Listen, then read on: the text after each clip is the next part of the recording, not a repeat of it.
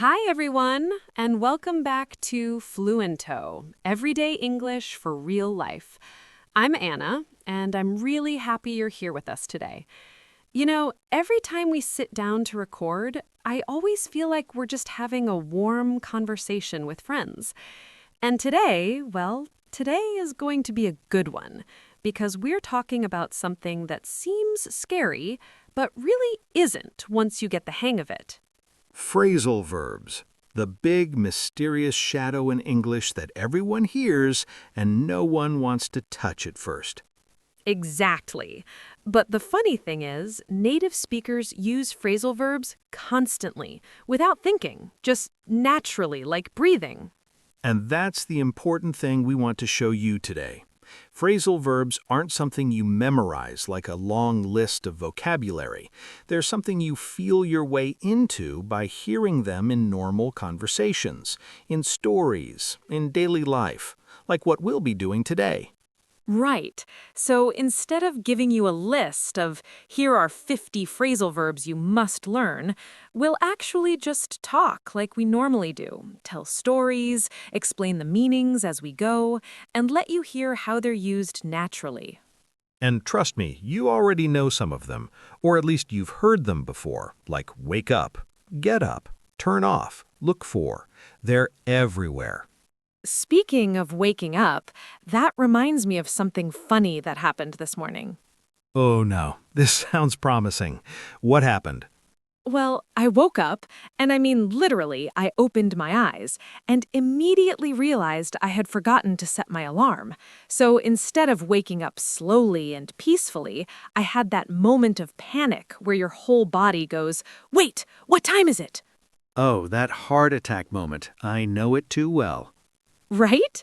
I looked at the clock and thought, I'm late! So I jumped up from the bed, rushed into the living room, only to realize it was actually 6:15, and I didn't need to leave until 8. So you got up 2 hours early. Yes, completely by accident. That's a perfect real-life example of two phrasal verbs, wake up and get up, because they sound similar, but they're different. Wake up is the moment you stop sleeping. Get up is when you physically leave your bed. Exactly. And I definitely did both this morning, very dramatically. And probably with some adrenaline. Yes, definitely. But you know what's interesting? Moments like that are exactly when phrasal verbs show up without thinking. We don't say, I ceased sleeping or I rose vertically from the mattress. We say, I woke up and I got up. And that's why we want learners to feel these verbs in stories, not memorize them like math formulas. You know, that reminds me of another time I lost my keys. I had to look for them for almost 20 minutes. Look for, yes, another super common one, and I feel like losing your keys is a universal human experience. It really is. I looked under the sofa, on top of the counter, inside my bag, in the coat pockets, everywhere. And then guess where they were? Inside the fridge? Actually, yes. No way, really? Yes, I had put groceries away, and somehow the keys went into the refrigerator with the vegetables. That is incredible. You literally came across your keys by accident. Exactly. Come across means to find something unexpectedly. And yes, I came across my keys next to a cucumber. I think this is one of my favorite things about phrasal verbs. They describe such normal human moments. They're not fancy, they're not academic, they're just life. And they often have multiple meanings. For example, come across can also mean to appear in a certain way, like he comes across as friendly. Or she comes across as very confident. Exactly. You know what phrasal verb I've been thinking about lately? What's that? Give up. Ah, a big one.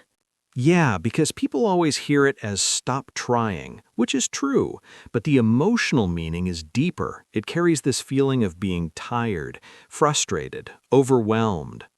Like when someone's learning English and they hit a wall and think, why can't I speak fluently yet?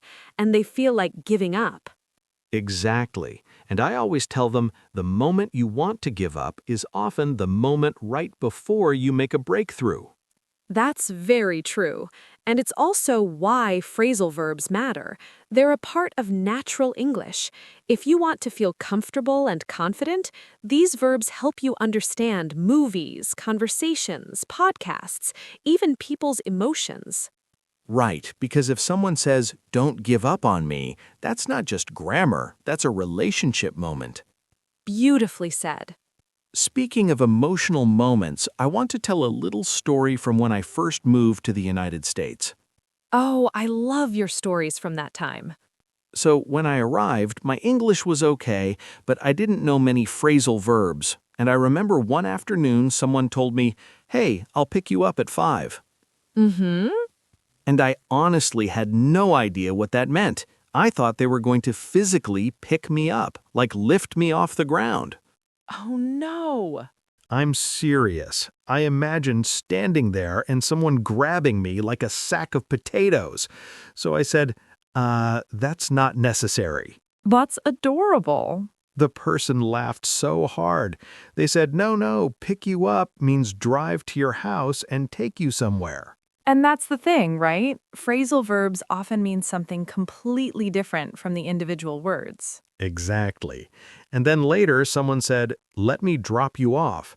And I was like, why is everyone dropping me? Am I fragile? I remember having that same thought when I first learned English. Why is everyone dropping everyone? Right? If you picture it literally, it's kind of violent. But when you understand it as a phrase, it becomes simple. Pick someone up means take them somewhere by car. Drop someone off means leave them at a destination. And once those phrases clicked for me, once I stopped translating and started feeling them, everything in conversation sounded smoother. You know, that reminds me of turn on and turn off. Oh yes, two verbs we use 1,000 times a day. Yesterday, I had a student who said, "Please start the light," which makes sense logically, but it sounds unusual. We don't say start the light, we say turn on the light. Or turn off the TV, turn on the heater, turn off your alarm. Exactly. These verbs are tied to daily actions. So the more you pay attention to your everyday routine, the more natural they'll feel. You know what else I use a lot? Figure out. Ah, yes, the verb of problem solving. If something is confusing or difficult, you figure it out. I'm trying to figure out how this washing machine works. I figured out the answer. Can you figure this out for me? And there's a little journey inside that verb. You start confused, then you discover the answer. Exactly. Phrasal verbs often carry emotion or movement or intention in a very compact way. Here's another. Look after. One of my favorites. When you look after someone, you take care of them. I look after my little sister. Can you look after my dog while I'm traveling? But it's also culturally interesting. In some countries, families use this phrase constantly because family members look after one another all the time. Yes, exactly. It reflects values. Right, and phrasal verbs are like tiny windows into culture. They show what actions are important or common. Speaking of culture, you mentioned earlier that some phrasal verbs have emotional weight.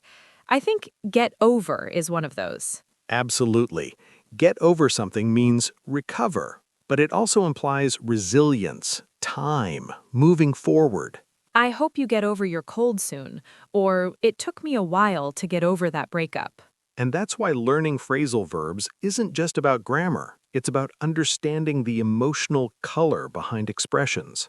Before we start wrapping up, there's one more I want to bring up. Carry on.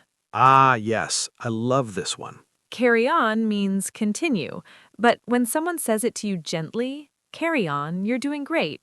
It feels supportive. It's like a verbal hug. Exactly. And for language learners, it's really meaningful. Because with English, you just need to keep going, keep trying, keep practicing. Keep carrying on. You know, today reminded me of something. Phrasal verbs aren't really about memorizing, they're about connecting. Yes, connecting words to real experiences, connecting English to emotions, connecting language to life. And connecting with people. When you understand how people talk, not just how textbooks teach, you start to feel at home in English. Exactly, and that's what we want for you. So before we say goodbye, I want to leave you with a little thought. Every time you learn a new phrasal verb, try to connect it to a moment in your own life, a memory, a story, a feeling. That's how it becomes yours. That's how it becomes natural. And if you want, share your story with us. Tell us, what phrasal verb describes something in your life right now? Did you wake up early? Figure something out? Come across something interesting? We'd love to hear. Absolutely. And remember, don't give up. You're learning, you're improving, you're carrying on. And every episode, every story, every moment, you're getting better. We're proud of you. Thanks for spending time with us today. We'll be back soon with another warm conversation to help you live and feel English in real life. Take care, everyone. Keep practicing. And see you next time on Fluento.